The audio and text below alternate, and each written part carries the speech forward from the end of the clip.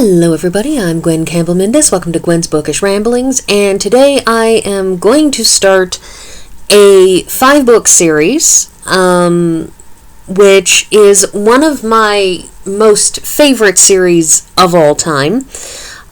In particular, the second and third books, I love this series. It has always meant a lot to me, and this is one of those books that I always come back to because they make me happy. And I had the foursome throughout my whole childhood, as this is a very large hardcover. As you can see, this has 4 of the books out of the 5: What Katy Did, What Katy Did at School, What Katy Did Next, and Clover. High Valley is not included in this foursome, in no small part because it is not entirely about Katy Carr's family. The thing about this series, of course, is it is a series, and so there's a lot of stuff that kind of carries over from one book into the next that you appreciate more looking back on it when you know other things. So there's a certain amount of hesitation that I'm going to have in the course of talking about this first one in particular, simply because there are things that come up in later books that I love more. This first one is not the best of the series, but in its way it is so very, very important to this series, because without this book, large portions of it might seem entirely insupportable. So let's get into that, shall we? So What Katy Did, you see here, there's a gentleman. This is Dr. Carr, Katy's father, and Katy sitting in that wheelchair. And if you were to judge the books based solely on this, you might not entirely expect where these books start. And these books start with Katy as an absolute hoyden. The thing about Katy is she is very, very well-intentioned. She's a very nice girl, but she is not a good girl. She's not bad, she's just consistently and constantly thoughtless. And, not in a cruel way, but just in a didn't think that through kind of way. And the first portion of this first book really, really sets the stage for that, because this first book is the battle. This is the book that has the battle of what made Katy into the paragon that she becomes later, because she does become a paragon later, and her becoming a paragon later is what might make this all just totally not put-upable. But if you read this first book, it contextualizes it, because Katy becoming a paragon later is somebody who has made very, very conscious decisions to never do this again. And what you see here, outpoured the Millerites big and little, is a scene from partway from one of the early chapters of this book, where Katy wakes up in the morning on that day and discovers that the bonnet string on her bonnet has come off, and she wants to just stick a pin in it and get to school and get it over with.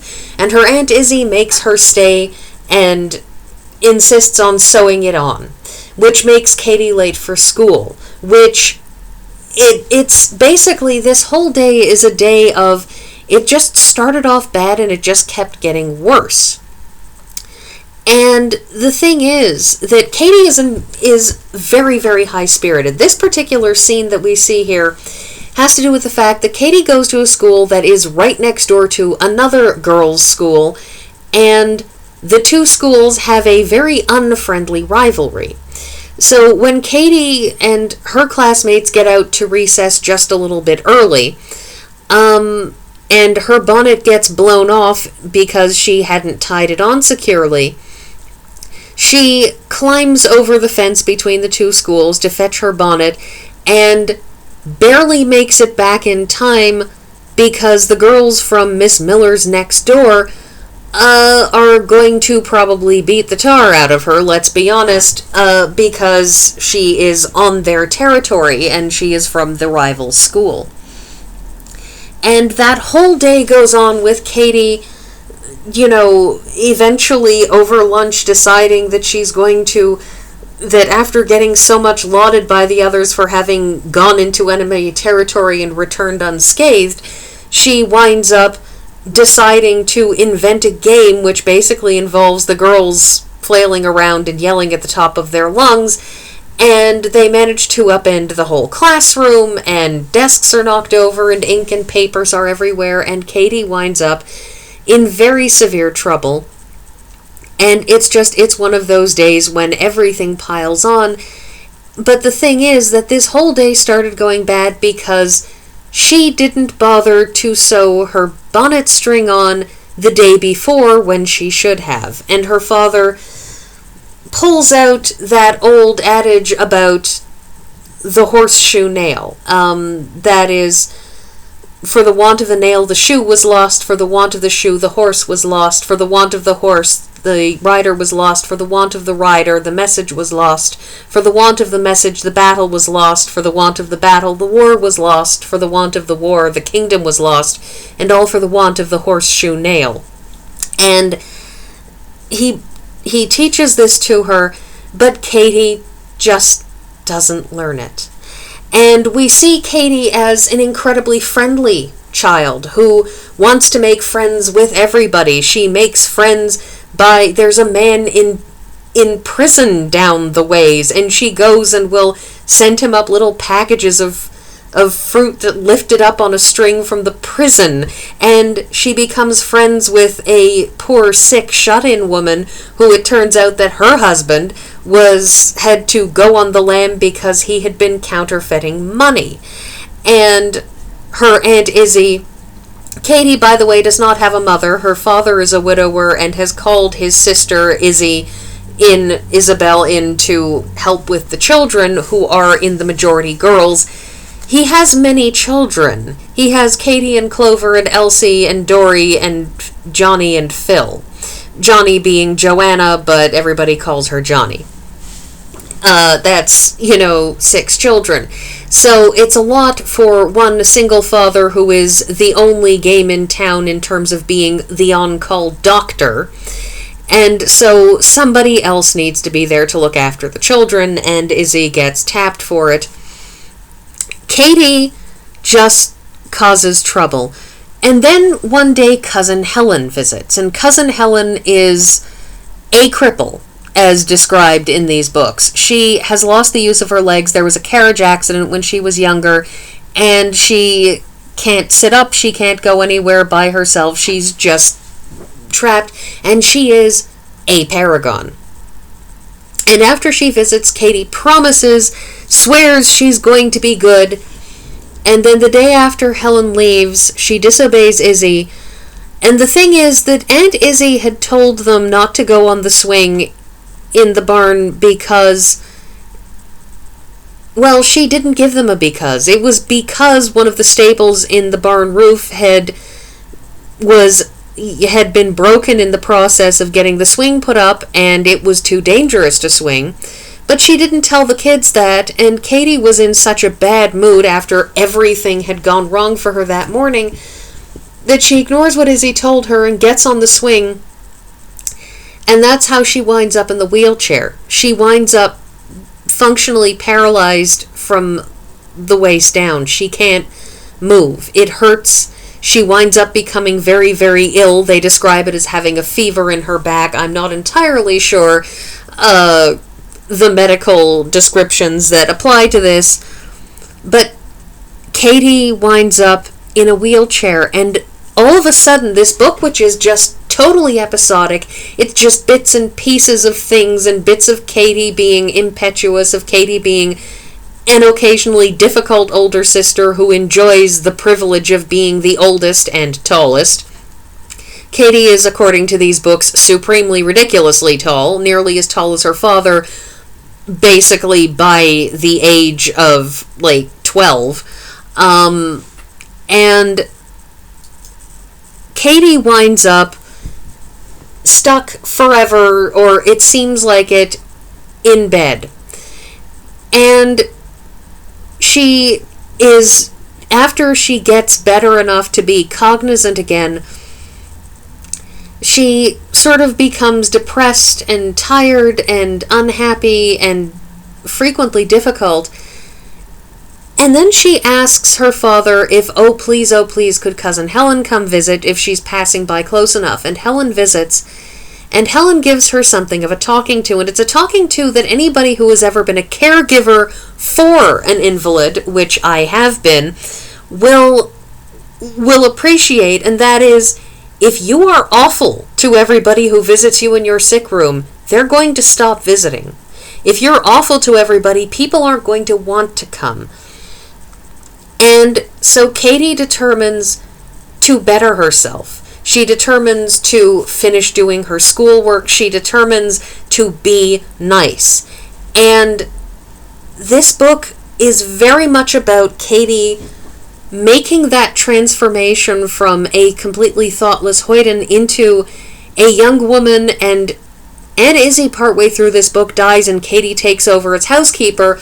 Her father is at first uncertain, but he's so delighted in the fact that Katy is taking an interest in things that he lets her do it. And Katy learns to be a housekeeper by practicing on her own family, which is entertaining in its way. But this whole book, Katy at the end is rewarded in effect by getting her legs back, which is this scene where Katy, who has been relearning how to walk, sees Cousin Helen has come to visit on the grand occasion of her finally coming downstairs, and runs to Cousin Helen on the sofa, which terrifies everybody because, of course, Katy has just relearned how to walk after literally years trapped in bed, and it's a moment of terror for them. But Katy learns to be a paragon, and this book is about this struggle that she goes through, this process of learning how to care about other people, to put other people's interests first, to be thoughtful, to think the best of people, to always look on the bright side even if things are awful. And it's moving in its way, but it's also so very important as scene setting for the rest of these books.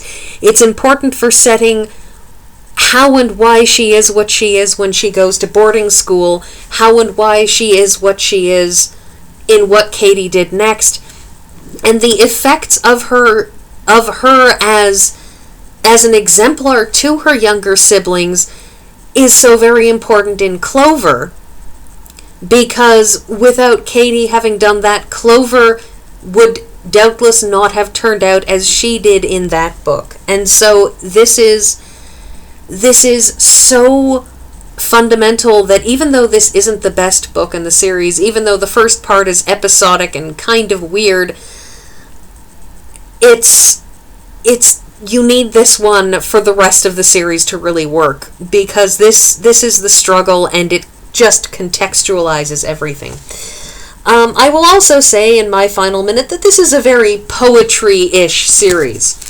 There is poetry in book after book. This first one actually opens with a poem.